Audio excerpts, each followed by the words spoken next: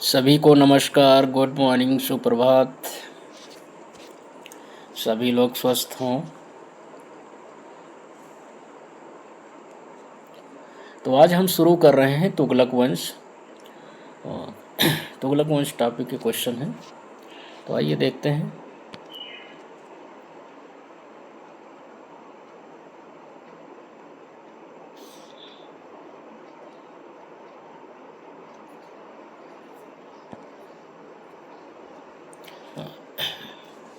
तो तुगलक वंश का जो पहला क्वेश्चन है उसको हम लोग देखते हैं।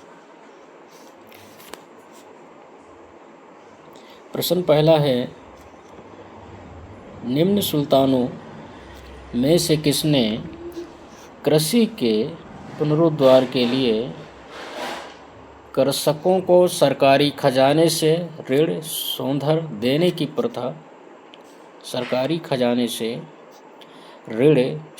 देने की प्रथा को शुरू किया था? तो किसने शुरू किया था? बलबन ने, अलाउद्दीन खिलजी ने, या फिर मोहम्मद बिन तुगलक ने, या फिर फिरोज शाह तुगलक ने? तो सरकारी खजाने से ऋण सौंधर देने की प्रथा को शुरू किया था मोहम्मद बिन तुगलक ने। मोहम्मद बिन तुगलक ने जो है किसानों की सहायता के लिए दीवान ए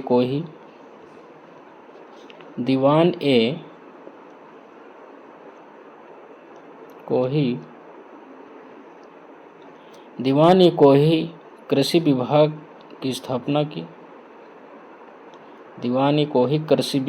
की स्थापना की।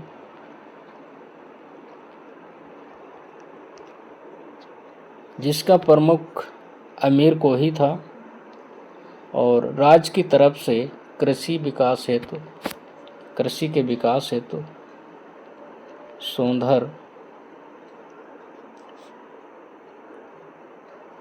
सौंधर ऋण, जिसे तकावी भी कहते हैं, प्रदान करता था। और इसमें मोहम्मद बिन तुगलक ने लगभग जो है 70 लाख टंका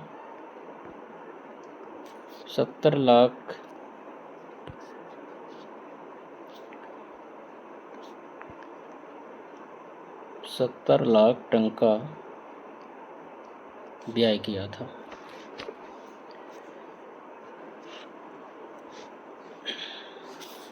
तो सरकारी खजाने से ऋण सौंधर देने की प्रथा मोहम्मद बिन तुगलक ने शुरू की थी।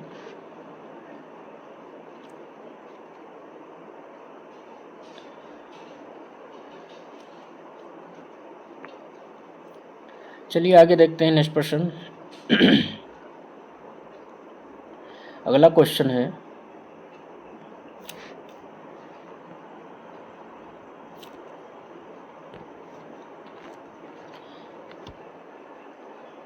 निम्न में से किस सुल्तान के काल में फिरदौसिया सूफियों को उत्पीड़न व प्राणदंड झेलना पड़ा था? तो किस सुल्तान के काल में फिरदौसिया सूफियों को उत्पीड़न व प्राणदंड झेलना पड़ा? ऑप्शन में देखते हैं, बलबन, अलाउद्दीन खिलजी, मोहम्मद बिन तुगलक, या फिरोज शाह तुगलक। तो फिरदौसिया सूफियों को जो उत्पीड़न और प्राणदंड जो झेलना पड़ा था फिरोज शाह तुगलक के शासनकाल में।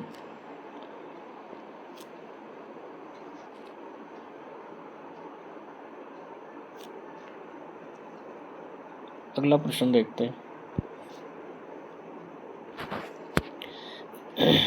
3 नंबर का प्रश्न है, किसने कहा कि कुछ हिंदू जानते हैं कि इस्लाम सच्चा धर्म है पर वे इस्लाम कबूल नहीं करते? किसने कहा कि कुछ हिंदू जानते हैं कि इस्लाम सच्चा धर्म है पर वो इसे इस्लाम को कबूल नहीं करते। अल-बरूनी ने कहा था।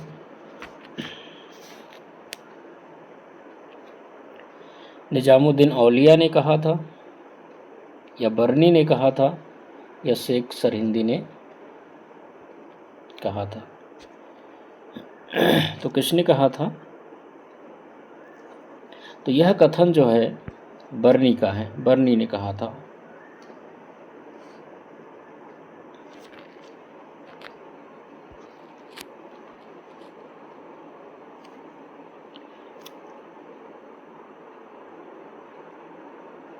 अगला क्वेश्चन देखिए, किस सुल्तान ने सेना में विरासत का सिद्धांत लागू किया था? तो किस सुल्तान ने सेना में विरासत का सिद्धांत लागू किया? ऑप्शन में देखिए, अलाउद्दीन, बलबन, मोहम्मद बिन तुगलक, या फिर फिरोज शाह तुगलक। तो किस सुल्तान ने विरासत का सिद्धांत लागू किया था सेना में? फिरोज शाह तुगलक ने। फिरोज शाह तुगलक ने क्या किया था? तो इन्होंने विरासत सिद्धांत लागू किया था। विरासत सिद्धांत का मतलब वंशानुगत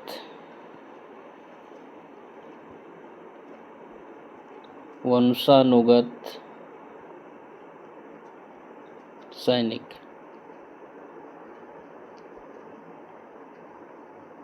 वंशानुगत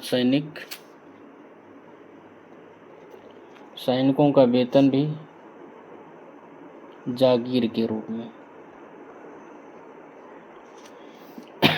तो फिरोज शाह तुगलक ने वंशानुगत सैनिकों की व्यवस्था कर दी थी। वंशानुगत आधार पर जो है सैनिकों को नियुक्त किया और उनको वेतन भी जागीर के रूप में दिया था, जिसे विरासत का सिद्धांत कहा गया। अगला देखते हैं प्रश्न नंबर 5। तुगलक साम्राज्य विभक्त था। तो तुगलक साम्राज्य कितने प्रांतों में विभक्त था?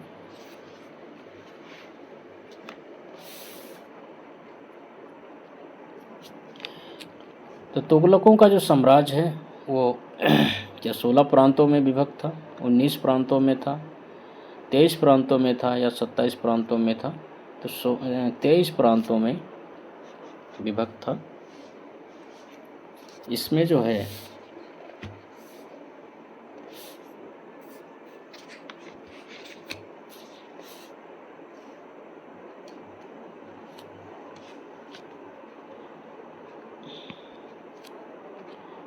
कश्मीर,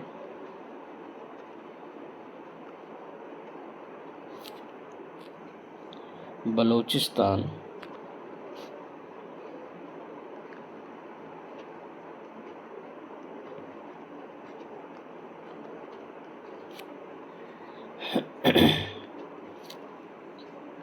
पूर्वांचल, इनको छोड़ के बाकी पूरा जो है वो महाद्वीप उनके साम्राज्य में विभक्त था।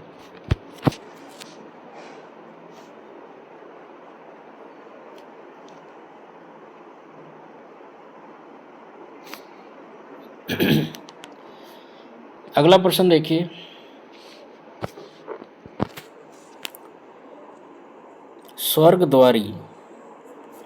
स्वर्गद्वारी नामक शिविर किस सुल्तान से संबंधित है? तो स्वर्गद्वारी नामक शिविर किस सुल्तान से संबंधित है? ऑप्शन देखते हैं, अलाउद्दीन खिलजी से, गयासुद्दीन तुगलक से, मोहम्मद बिन तुगलक से, या फिरोज शाह तुगलक से। तो स्वर्गद्वारी नामक शिविर जो है ये मोहम्मद बिन तुगलक से संबंधित है। तो स्वर्गद्वारी नामक शिविर जो है मोहम्मद बिन तुगलक द्वारा 1339 में गंगा नदी के किनारे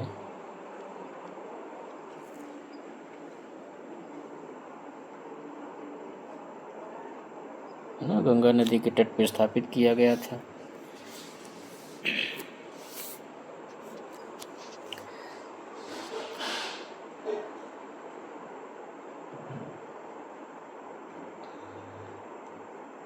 अगला प्रश्न देखिए,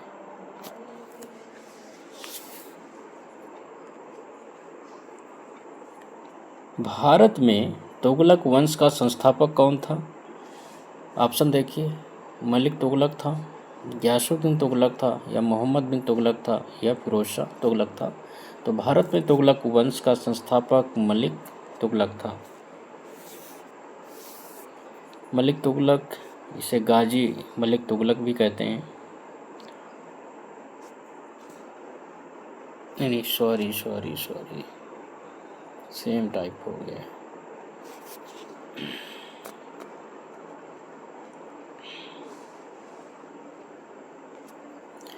हम लोग जो है गियासुद्दीन तुगलक है ना, गियासुद्दीन तुगलक, इसे भी जो है ये कंफ्यूज करने वाला ऑप्शन है। गियासुद्दीन तुगलक, इन्हें जो है गाजी मलिक तुगलक भी कहते हैं। इन्हें गाजी मलिक तुगलक भी कहते हैं, इसलिए यहाँ मलिक तुगलक लगा था, तो मैं दूसरा ऑप्शन ना देख के पहले के साथ चला गया। तो भारत में तुगलक वंश का संस्थापक गियासुद्दीन तुगलक था।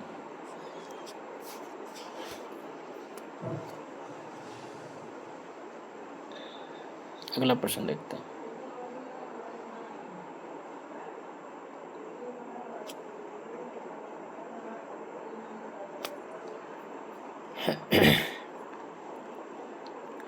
निम्नलिखित में से किस शासक ने खुदों और मुकदमों के पुराने अधिकारों को बहाल कर दिया था? तो किस शासक ने खुदों और मुकदमों के पुराने अधिकारों को बहाल कर दिया था?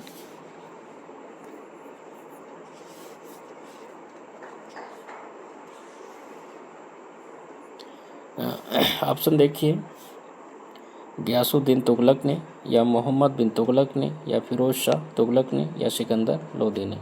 तो खुदों और मुकदमों के विशेषाधिकार को छीनने वाला अलाउद्दीन खिलजी था।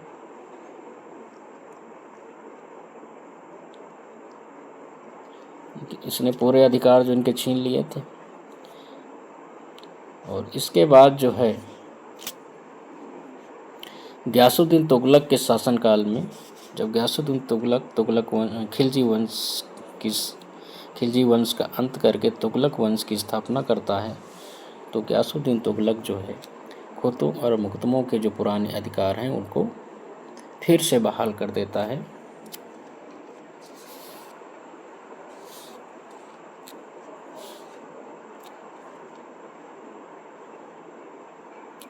अगला प्रश्न देखिए, दिल्ली दूर है का नारा किस सुल्तान से संबंधित है? तो दिल्ली दूर है का नारा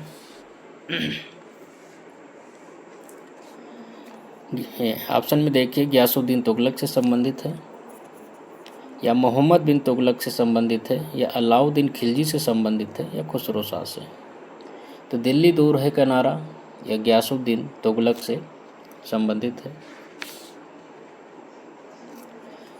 दिल्ली दूर है ये गियासुद्दीन तुगलक के विषय में निजामुद्दीन औलिया संत निजामुद्दीन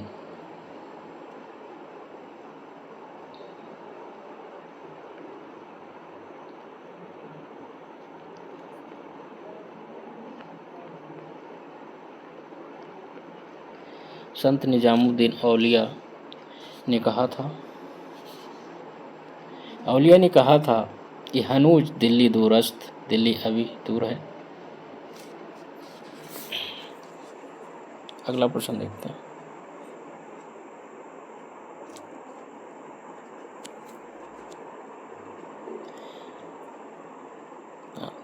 प्रश्न नंबर 10, इसमें भी हनूज दिल्ली दूरस्त ये किस सुल्तान के को संबोधित कथन है? तो गियासुद्दीन तुगलक है।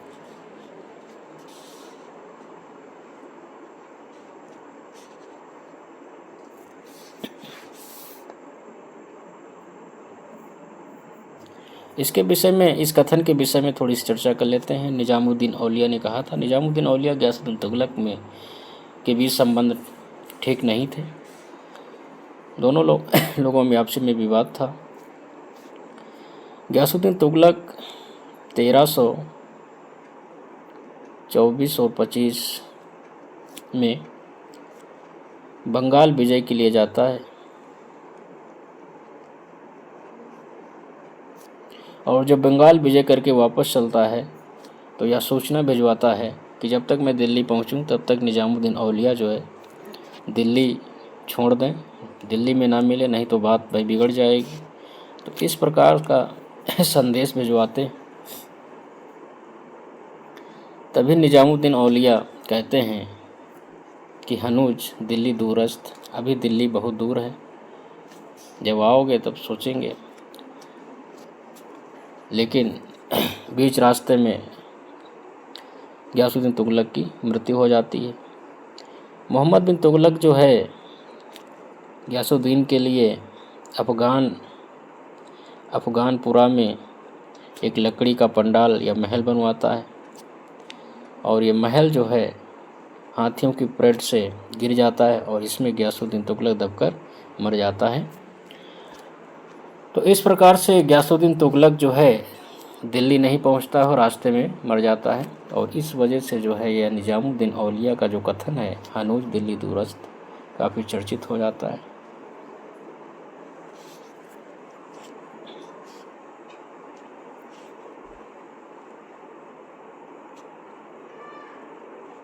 अगला प्रश्न देखिए। निम्नलिखित में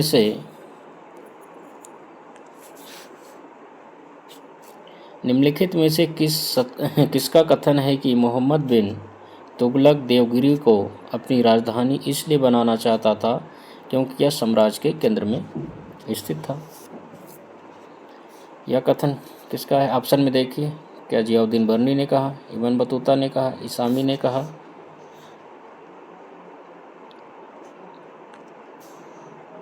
या के ये निजामी ने कहा? तो यह कथन जो है जियाउद्दीन बर्नी का है। नेक्स्ट अगला प्रश्न देखते हैं।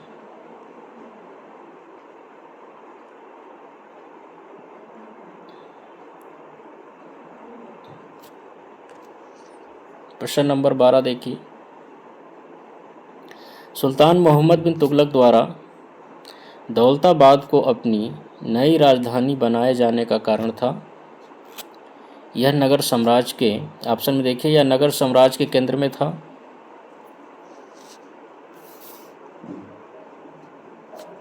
इसकी जलवायु बड़ी रमणीय थी। अगला ऑप्शन देखिए।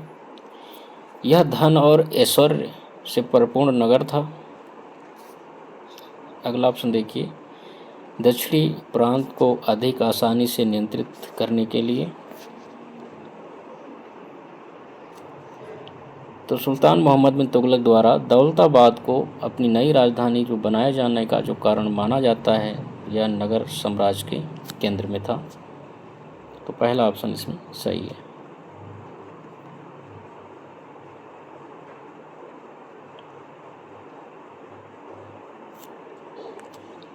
अगला प्रश्न देखिए 13 नंबर का।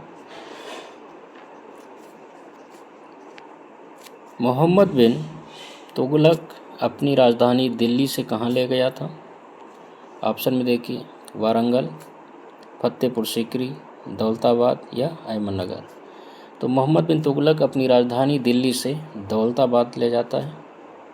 ऑप्शन सी सही है।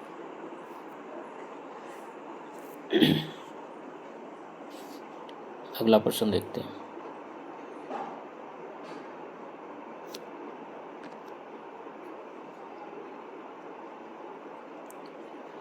अगला प्रश्न है मोहम्मद बिन तुगलक द्वारा चलाई गई सांकेतिक मुद्रा किस धातु की बनी हुई थी? तो यह मुद्रा किस धातु की थी?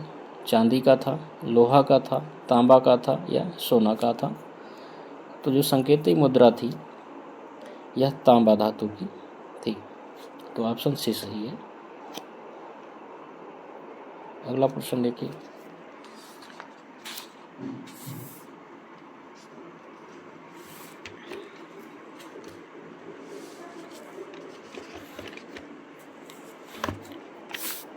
मोहम्मद बिन तुगलक द्वारा अपनी सांकेतिक मुद्रा में किस धातु का प्रयोग किया गया था?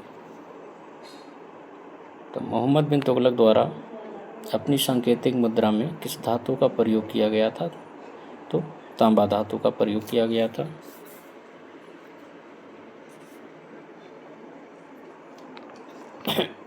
अगला देखते हैं। 16 नंबर प्रश्न है, इब्न बतूता के अनुसार दीनार नामक स्वर्ण मुद्राओं का प्रचलन किसने कराया था? तो इब्न बतूता के अनुसार दीनार नामक स्वर्ण मुद्राओं का प्रचलन किसने कराया था? गयासुद्दीन तुगलक, गयासुद्दीन बलबन ने, अलाउद्दीन खिलजी ने, या गयासुद्दीन तुगलक ने, या मोहम्मद बिन तुगलक ने? तो किसने चलाया था? दीनार की संज्ञा जो है इब्न बतूता देता है ना। ये सिक्कों को चलाया था मोहम्मद बिन तुगलक ने। तो दीनार नामक सिक्का जो है, जो स्वर्ण सिक्का था, जो सोने का सिक्का था, इसे मोहम्मद बिन तुगलक ने चलाया था।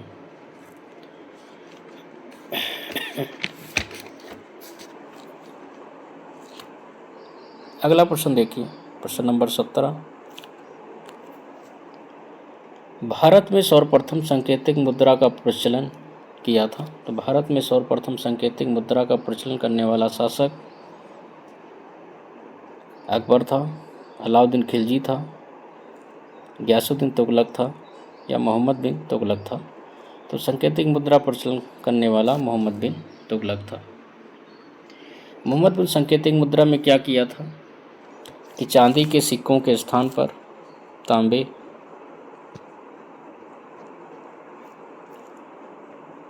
जैसे कांसा भी बोलते हैं, कांसा ऑप्शन में अगर नहीं ऑप्शन में कांसा तांबा एक साथ नहीं होगा और तांबा ही दिया जाता है, तांबा ही लगाएंगे।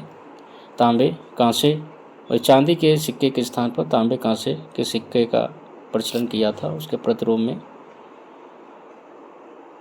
और इसका जो मूल्य है वो चांदी के सिक्के के समतुल्य रखा गया था।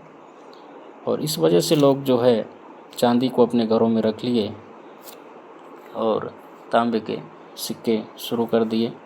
और धीरे धीरे राज से चांदी जो है गायब हो गई, कम हो गई। तो इस प्रकार से ये जो सांकेतिक मुद्रा का प्रचलन था ये असफल हो गया।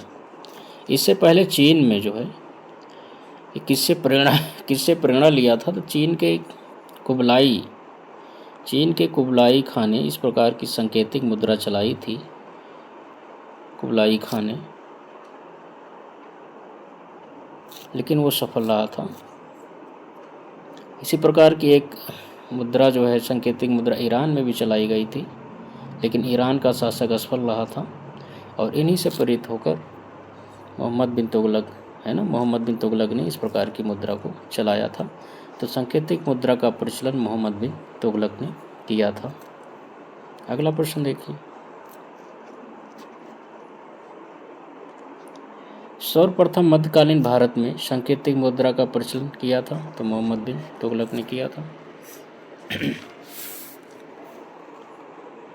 अगला प्रश्न देखिए, प्रश्न नंबर 19। मोहम्मद बिन तुगलक द्वारा सांकेतिक मुद्रा का प्रचलन संबंधी प्रयोग किस कारण से विफल सिद्ध हो गया था? क्या कारण था विफलता का?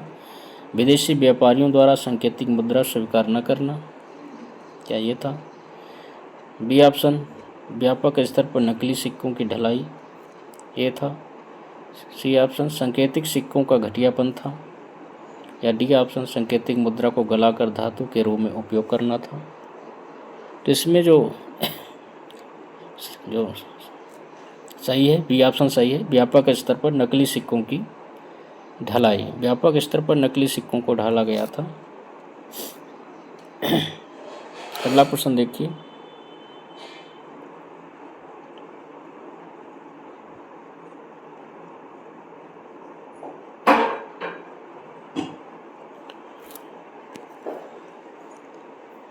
बीस नंबर प्रश्न है, अमीर ये सदाह का उत्पीड़न करने वाले सुल्तान का नाम। तो अमीरान ये सदाह का उत्पीड़न करने वाले सुल्तान का नाम किसने उत्पीड़न किया था? अलाउद्दीन खिलजी ने, गयासुद्दीन तुगलक ने, मोहम्मद बिन तुगलक ने या फिरोज शाह तुगलक ने? तो अमीरान ये सदा का उत्पीड़न करने वाला सुल्तान मोहम्मद बिन तुगलक था।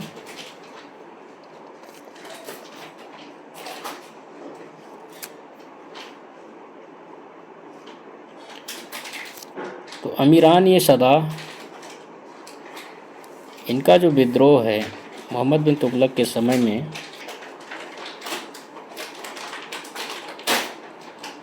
1336 और 45 के बीच में होता है। ये लोग अमीरान ये सदा ये विद्रोह कर देते हैं और इनके विद्रोह को जो है मोहम्मद बिन तुगलक जो है दबा देता है। काफ़ी इनका उत्पीड़न किया जाता है, कत्लेआम किया जाता है। अगला प्रश्न देखिएगा, दीवान ए अमीर कोही।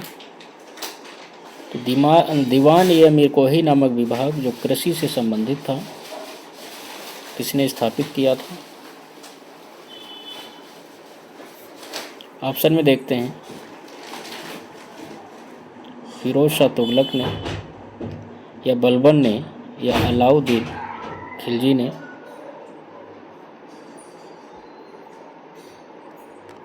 या फिर मोहम्मद बिन तुगलक ने? तो दीवान ए अमीर कोही नामक विभाग जो है मोहम्मद बिन तुगलक के द्वारा स्थापित किया गया था, जो कृषि से संबंधित विभाग था। इसमें फिरोज शाह तुगलक के विषय में देख लेते हैं, इसने क्या क्या किया था। तो इसने, फिरोज शाह तुगलक ने एक रोजगार दफ्तर स्थापित किया था। रोजगार दफ्तर स्थापित किया था। इसने अनाथों, विधवाओं और गरीबों के भरण पोषण के लिए दीवान एक खैरात स्थापित किया था।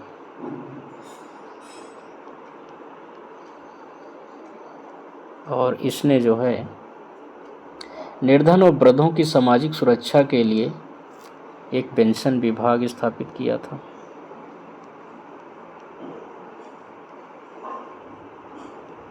एक पेंशन विभाग स्थापित किया था। तो रोजगार दफ्तर, दीवानी खैरात, पेंशन विभाग ये फिरोज शाह तुगलक द्वारा स्थापित किए गए थे। बलबन ने जो है, बलबन ने क्या किया था, इनके विषय में भी जान लें। तो बलबन ने दीवानी अर्ज विभाग स्थापित किया था, जो सैन्य विभाग था।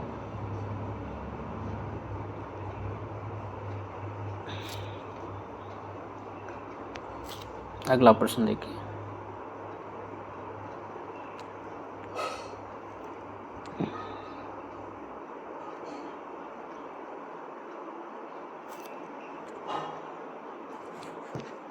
प्रश्न नंबर 22 है, निम्नलिखित में से किस सुल्तान ने दीवान ए कोही स्थापित किया था? तो मोहम्मद बिन तुगलक ने किया था। अगला प्रश्न देखते हैं, सल्तनत काल के शासकों में किसने दीवान ए खैरात शुरू किया था? तो दीवान ए खैरात किसने शुरू किया था? या फिरोज तुगलक ने। अभी ऊपर हम लोगों ने व्याख्या इसकी देख ली है। दीवान ए खैरात विभाग बनाया था फिरोज शाह तुगलक ने, जो अनाथ, विधवाओं और गरीबों के भरण पोषण से संबंधित था। अगला प्रश्न देखिए, वली और अमीर के पदों को किसने पृथक कर दिया था? तो वली और अमीर के पदों को किसने पृथक कर दिया था? तो इनके पदों को पृथक करने वाला शासक जो था, देखिए, बलबन था या मोहम्मद बिन तुगलक था, अलाउद्दीन खिलजी था या गयासुद्दीन तुगलक था? तो वली और अमीरों के पद को पृथक किया था मोहम्मद बिन तुगलक ने। ऑप्शन बी सही है। पहले वली अमीर जो है ये राजस्व संबंधी उत्तरदायित्व इनका था, राजस्व वसूलने का कार्य करते थे। लेकिन मोहम्मद बिन तुगलक ने इनसे ये अधिकार को लेकर क्या किया था, एक वली उल खराज नामक अधिकारी नियुक्त किया था। वली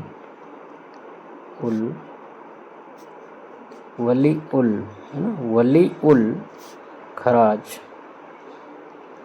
तो मोहम्मद बिन तुगलक ने वली उल खराज नामक जो है एक अधिकारी नियुक्त करता है।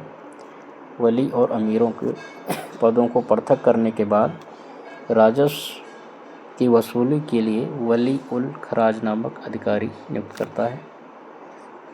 अगला प्रश्न देखिए। प्रश्न नंबर 25 है, सल्तनत काल में दारुल सफ़ा होता था। दारुल सफ़ा क्या होता था? देखिए ऑप्शन में, एक शाही चिकित्सालय था, शाही शिविर था, घुड़सवारी के अभ्यास हेतु खुला क्षेत्र था, या सेना के परेड के लिए खुला क्षेत्र था। तो दारुल सफ़ा क्या था?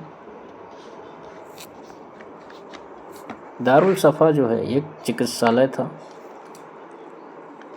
और सल्तनत काल में रोगियों की चिकित्सा के लिए फिरोज तुगलक ने दारुल सफ़ा की स्थापना किसने की थी?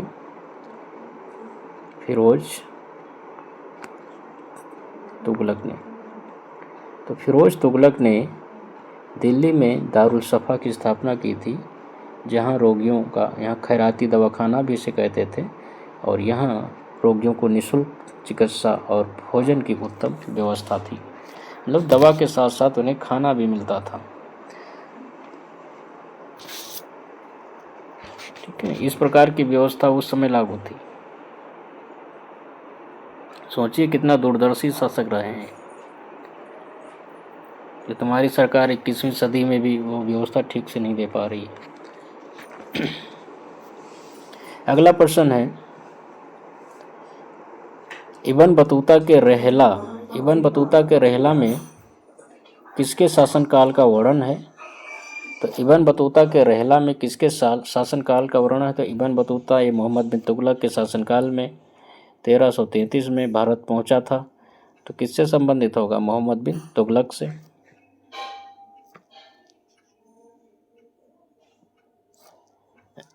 अगला प्रश्न देखते हैं।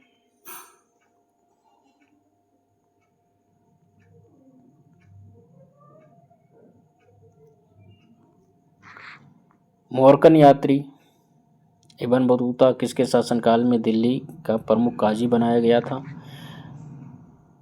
जब मोहम्मद बिन तुगलक के शासनकाल में आया था तो दिल्ली का काजी भी उसी के समय बनेगा। ये तो मोहम्मद बिन तुगलक के समय में दिल्ली का काजी बनाया गया था। 8 वर्ष जो है दिल्ली का काजी रहा था। अगला प्रश्न देखिए। प्रश्न 28 है, इब्न बतूता प्रसिद्ध मुस्लिम अन्वेषक मोहम्मद बिन तुगलक के शासनकाल में भारत आया था। वह किस देश का निवासी था? अफगानिस्तान का था, या मोरक्को, उत्तरी अफ्रीका का था, इराक का था, ईरान का था? तो वह जो है मोरक्को का निवासी था, उत्तरी अफ्रीका का निवासी था। अगला प्रश्न देखिए।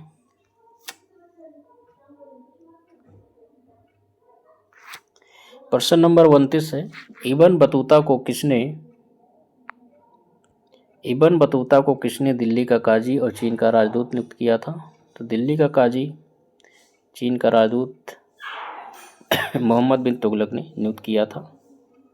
सी ऑप्शन सही है। अगला प्रश्न देखिए।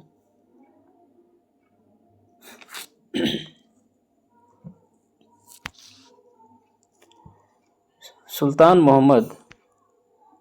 मोहम्मद बिन तुगलक के शासन क्षेत्र को हिंद और सिंध शब्द का प्रयोग किसने किया है? तो सुल्तान मोहम्मद बिन तुगलक के शासन क्षेत्र को हिंद और सिंध किसने कहा है? तो हिंद और सिंध कहने वाले जो साहित्यकार हैं, जो लेखक हैं, वो इब्न बतूता हैं। ऑप्शन बी के साथ जाएंगे, भी सही है। अगला प्रश्न देखिए। प्रश्न नंबर 31 है, निम्नलिखित में से दिल्ली का कौन सा पहला सुल्तान था जिसने होली त्यौहार मनाता था या होली के त्यौहार में भाग लेता था?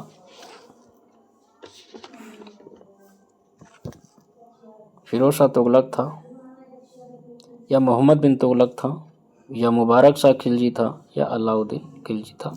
तो हिंदुओं के त्यौहार होली में भाग लेने वाला शासक जो है मोहम्मद बिन तुगलक था। जो हिंदुओं के त्यौहार होली में भाग लेता था। इस बात का उल्लेख कौन करता है कि होली में भाग लेता था? ईसामी, है ना, ईसामी कहता है। ईसामी कहता है। ईसामी अपनी किताब फुतूह सलातीन में कहता है, फुतूह सलातीन,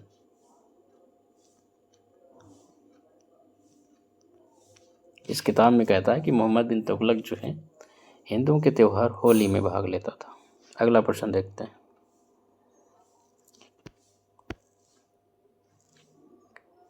32 नंबर प्रश्न है, कौन सा दिल्ली का सुल्तान हिंदू योगियों और मुस्लिम फ़कीरों के साथ बातें की थी? तो दिल्ली का सुल्तान कौन है जिसने हिंदू योगियों और मुस्लिम फ़कीरों के साथ बातें करता था? अलाउद्दीन खिलजी था, क्या फिरोज शाह तुगलक था, या मोहम्मद बिन तुगलक था, या गयासुद्दीन तुगलक था? तो हिंदू योगियों सूफियों के साथ बात करने वाला शासक मोहम्मद बिन तुगलक था। मोहम्मद बिन तुगलक काफ़ी पढ़ा लिखा शासक था, बुद्धि और खुले दिमाग वाला व्यक्ति था। तो वह अपने दरबार में हिंदू, जैन, है ना, हिंदू, जैन, मुस्लिम,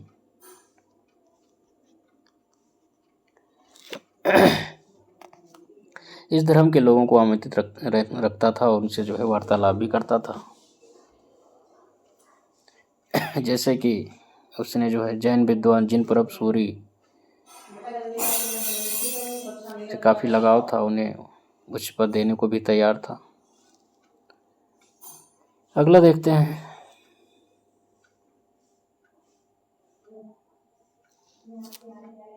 अगला प्रश्न है, तारीख फिरोज शाही का लेखक कौन था? फिरोज शाह तुगलक था, शम्स ए सिराज अफीक था, फरिश्ता था, इब्न बतूता था। तो तारीख फिरोज शाही का लेखक जो है शम्स ए सिराज अफीक था। बी ऑप्शन सही है, शम्स ए सिराज अफीक था।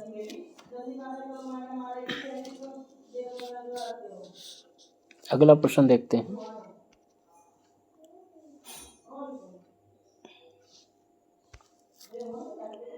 तारीख फिरोज शाही का लेखक कौन था?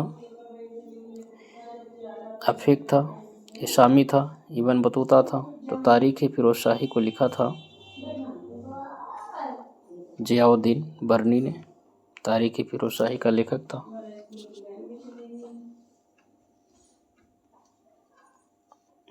अगला प्रश्न देखिए, फुतूहात फिरोज शाही का लेखक कौन था? फिरोज शाह तुगलक था, जियाउद्दीन बरनी था, अमीर खुसरो था, या इनमें से कोई नहीं था? तो फुतूहात फिरोज शाही यह पुस्तक जो है आत्मकथा है।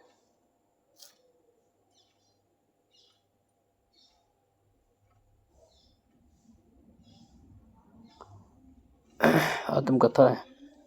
अब आत्मकथा है तो समझ गए होंगे किसकी है, फिरोज शाह तुगलक की है। अगला ऑप्शन,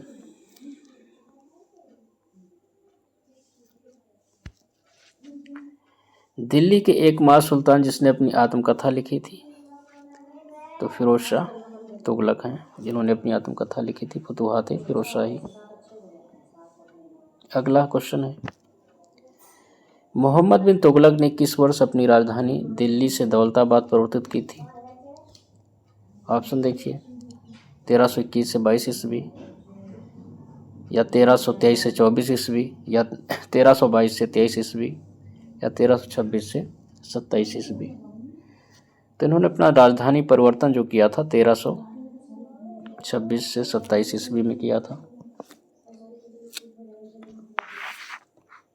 अगला ऑप्शन देखते हैं।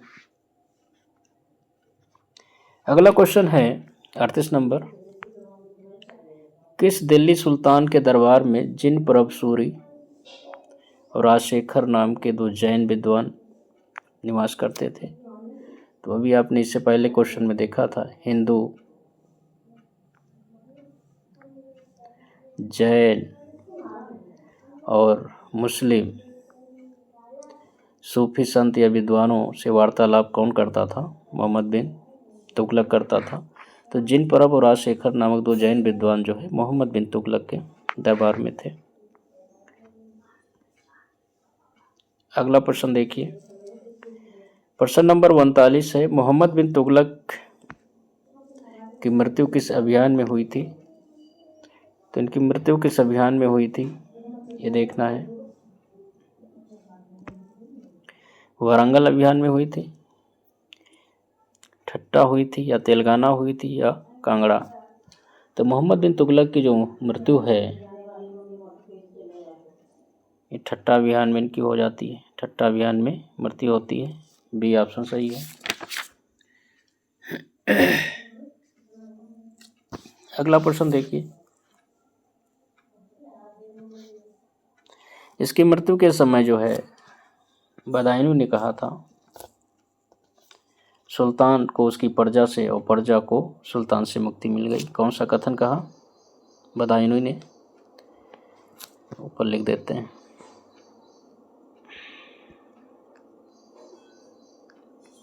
बदायूं ने कहा था कि सुल्तान को उसकी प्रजा से और प्रजा को सुल्तान से मुक्ति मिल गई। ठीक है, नेक्स्ट देखते हैं। अगला प्रश्न है,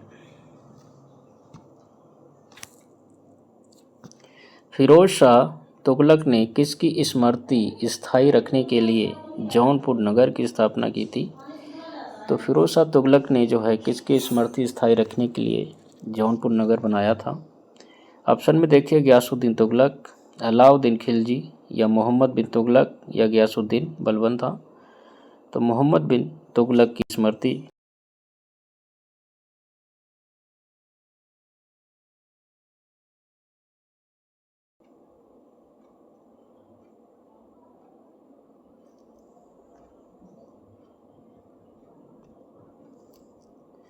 तो मोहम्मद बिन तुगलक की स्मृति में जो है क्या था? तो सी ऑप्शन इसका सही है। अगला देखते हैं। अगला प्रश्न है, फिरोज शाह ने जौनपुर की स्थापना किस वर्ष की थी? तो फिरोज शाह ने जौनपुर की स्थापना किस वर्ष में की थी?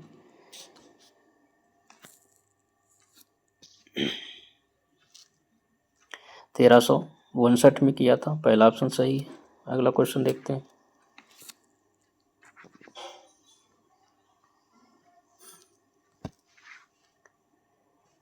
जौनपुर का शाही किला किस शासक के शासनकाल में बनवाया गया था? तो जौनपुर की नगर की स्थापना फिरोज शाह तुगलक ने की थी। तो शाही किला भी जो है फिरोज शाह तुगलक द्वारा 1362 में जौनपुर का शाही किला बनवाया गया था। यह किला जो है जौनपुर में गोमती नदी के किनारे है। गोमती नदी है ना, गोमती नदी के बाएं तट पर स्थित है। नेक्स्ट अगला प्रश्न देखिए,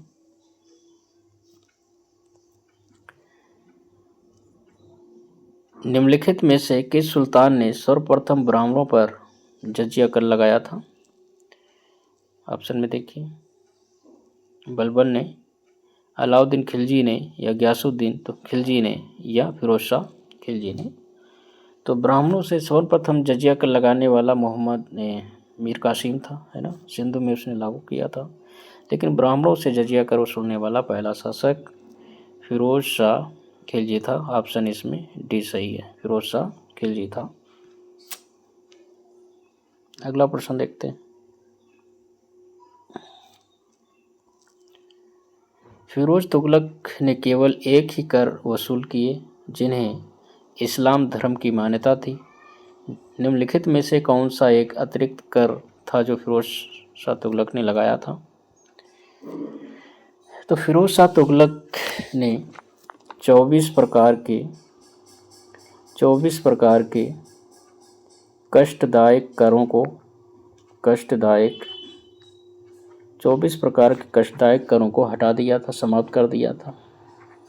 उसने केवल इस्लामी कानून के अनुसार 4 प्रकार के कर वसूले, जिसमें जजिया था,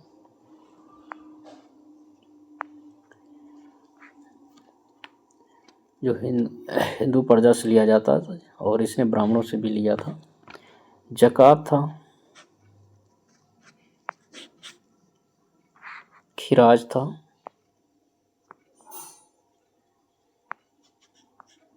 और खिराज के बाद खुम्स था। तो 4 प्रकार के कर इसने वसूले थे, और जो एक अतिरिक्त कर लगाया था इसने अपने राज्य में, वह कर था सिंचाई कर। सी, ऑप्शन सी सही है, सिंचाई कर था, जिसे हक ये सर्व भी कहा जाता है। हक ये सर्व, सिंचाई कर। अगला प्रश्न देखिए, प्रश्न नंबर 45 है, निम्नलिखित में से कौन सिंचाई कर लगाने वाला दिल्ली का पहला सुल्तान था? तो फिरोज शाह तुगलक था। अगला देखिए,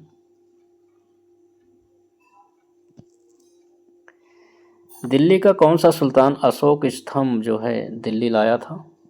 तो इस अशोक स्तंभों को दिल्ली में स्थापित करने वाला शासक देखिए फिरोज शाह तुगलक था, अलाउद्दीन खिलजी था, या मोहम्मद बिन तुगलक था, या जलालुद्दीन खिलजी था। तो अशोक स्तंभों को दिल्ली में स्थापित करने वाला फिरोज शाह तुगलक था। अगला प्रश्न देखते हैं, प्रश्न नंबर 47,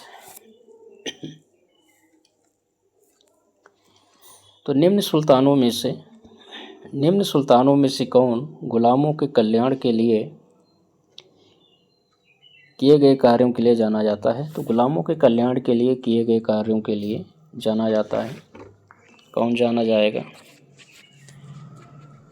फिरोज शाह, या मोहम्मद बिन तुगलक, या कुतुबुद्दीन ऐबक, या इल्तुतमिश। तो गुलामों का जो शौकीन था जिसने इसके लिए कार्य किया, फिरोज शाह तुगलक था। फिरोज शाह तुगलक ने इसके समय में जो गुलाम थे, दासों की संख्या 1,80,000, गुलामों की संख्या जो है 1,80,000 थी, पहुंच गई थी। और इन गुलामों की देखभाल के लिए उसने एक विभाग स्थापित किया था जिसे कहते थे दीवान ए बंदगान विभाग। तो दीवान ए बंदगान विभाग का गठन किया था गुलामों दासों की देखभाल के लिए, और इसके समय में दासों की संख्या लगभग 1,80,000 थी। इस विभाग का कार्य था कि दासों की शिक्षा का ध्यान रखा जाए। प्रत्येक दास को 10 से 100 टके के बीच वेतन भी मिलता था। कभी कभी कुछ दासों को जागीरें भी दे दी जाती थी। तो ये जो है पहला ऑप्शन सही है, फिरोज शाह। देखिए नेक्स्ट देखिए, निम्नलिखित में से किस शासक ने अपनी राजधानी में दान लंगर स्थापित कराया था? दान लंगर की स्थापना किसने की थी? ऑप्शन में देखते हैं, नसरुद्दीन महमूद ने, अकबर ने, फिरोज तुगलक ने, या अलाउद्दीन खिलजी ने। तो फिरोज तुगलक ने दान लंगर व्यवस्था स्थापित किया था।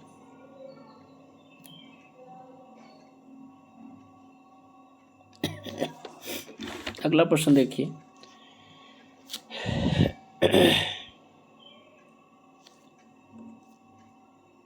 निम्नलिखित सुल्तानों में से किसने पृथक लोक निर्माण विभाग स्थापित किया था? तो पृथक लोक निर्माण विभाग की स्थापना किस शासक ने की थी? ऑप्शन में देखते हैं, अलाउद्दीन खिलजी ने, गियासुद्दीन तुगलक ने, या मोहम्मद बिन तुगलक ने, या फिरोज शाह तुगलक ने। तो पृथक लोक निर्माण विभाग की स्थापना किसने की थी? फिरोज शाह तुगलक ने की थी। डी ऑप्शन सही है। फिरोज शाह तुगलक ने कई नगरों की स्थापना की थी, जैसे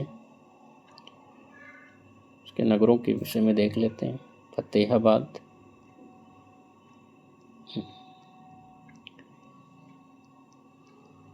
फतेहाबाद, जौनपुर, और अगला नगर है फिरोजपुर,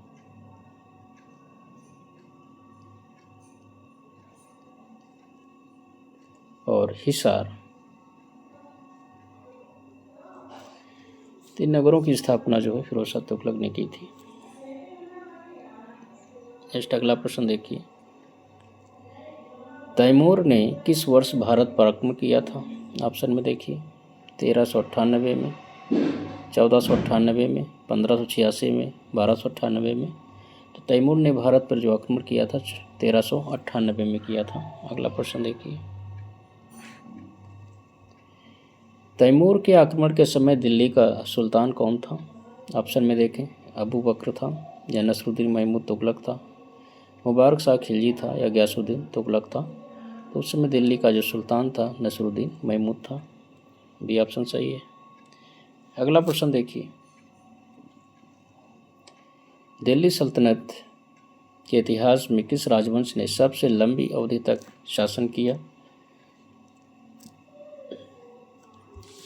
तो सबसे लंबी अवधि तक शासन करने वाले शासकों को देखते हैं। गुलाम वंश। गुलाम वंश ने कब से कब तक किया?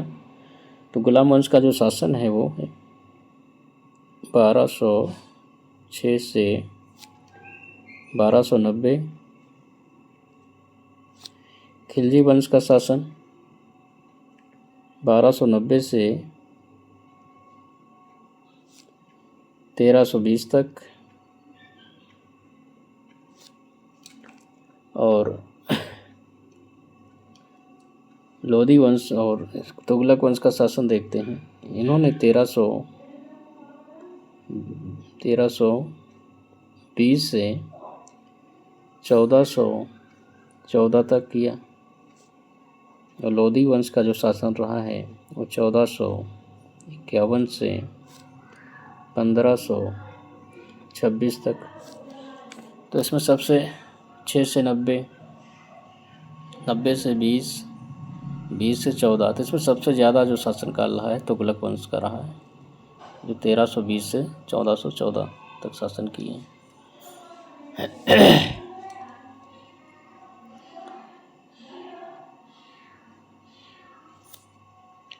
तो तुगलक वंश में हम लोगों ने 52 है ना, 52 प्रश्नों को कर लिया है। मेरे चैनल को सब्सक्राइब करें और लाइक करें, दोस्तों में सब्सक्राइब करें, दोस्तों में शेयर करें, सब्सक्राइब करें, अधिक से अधिक सब्सक्राइब कराएं, जिससे कि मेरा हौसला बढ़े और मैं और अच्छी से अच्छी वीडियो जो है आपके लिए लाऊं। देखने के लिए धन्यवाद। मिलते हैं नेक्स्ट वीडियो में।